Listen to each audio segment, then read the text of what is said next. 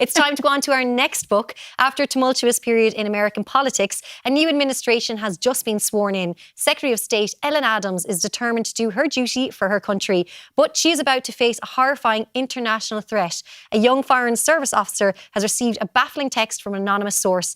Too late, she realises it is a hastily coded warning. Then a series of bus bombs devastates Europe, heralding the rise of a new rogue terrorist organisation who will stop at nothing in their efforts to develop their own nuclear arsenal.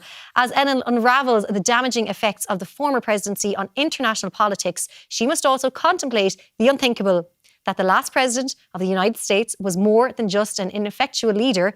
Was he also a traitor to his country? It's State of Terror by Hillary Clinton and Louise Penny. I'm already gripped. Triona McCarthy, what a book. Can I just say, I was in a state of terror, which is the name of the book, when I was told this was the book I was going to read. I was like, a political mystery thriller. Oh my goodness. Even though I've been a journalist for nearly 20 years, I write about the really important stuff, like what's the blackest mascara, the lipstick that is best worn under your mask and things like that. I would not be known for things like political thrillers. I'm not even great with Irish politics, never mind American politics. And obviously I'm aware of who Hillary Clinton is, and I thumbed through like her memoirs, and I was aware of Louise Penny, who's this Canadian award-winning New York Times #1 best-selling author. And I get the book and I'm like, you know, really, I was kind of being stubborn, going, I really don't want to read this. It's out of my comfort zone.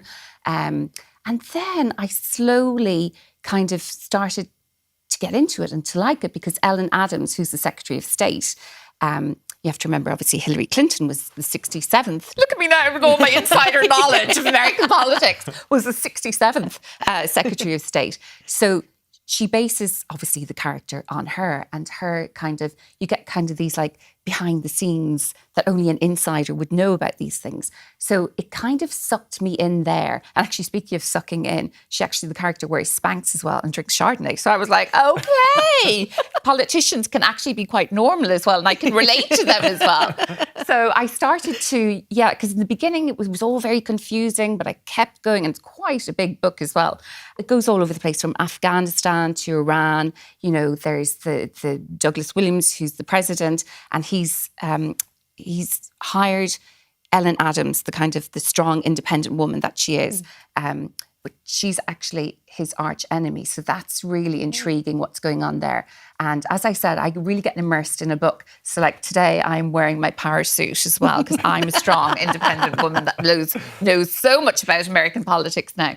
But there was also some really interesting little things that I found out as well. Because like that, you were saying with your book that you would, the urge to look on Wiki.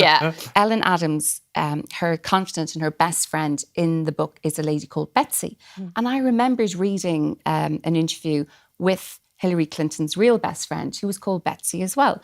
So actually, even though the book is all about, an examination of terror and of hate, it's actually about courage and love as well, because Betsy is Hillary Clinton's real best friend in real life. And she based the character Betsy, who's her advisor in the book, on her, because they met when they were in junior school together and they had a real love of books together.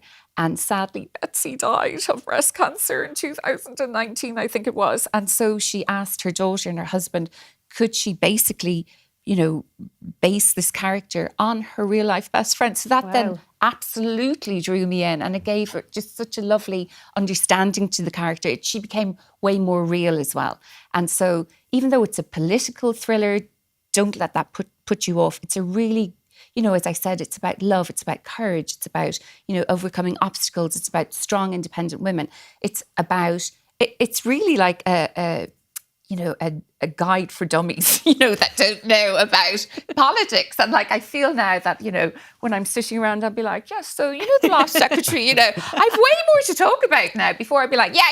Can we move on to talking about where'd you get to your top? Or, I feel like it's really kind of enhanced my conversation even, and some of my vocabulary as well. And that's what's great about reading, isn't it? That's what's incredible about it. And I think I love what you said there, because, I think a lot of people would see a cover of a book and maybe just read the synopsis this and think, okay, this is going to be really heavily political, not my scene. But after listening to you now, I'm like, oh, wait a second. There's so much more to this. And then you will be gripped because it goes all over the place. And you're sometimes thinking, is that really what's going on or not? You know, so it's keeping you on the edge of your seat as well. And you're kind of diving into their personal stories. And sometimes you're going, you know, am I getting this? And then there's a big twist, you know, and then there's something else coming down the line. It's honestly edge of the seat stuff.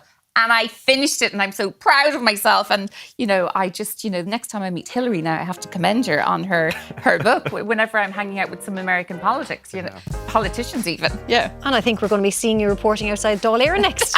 You never know.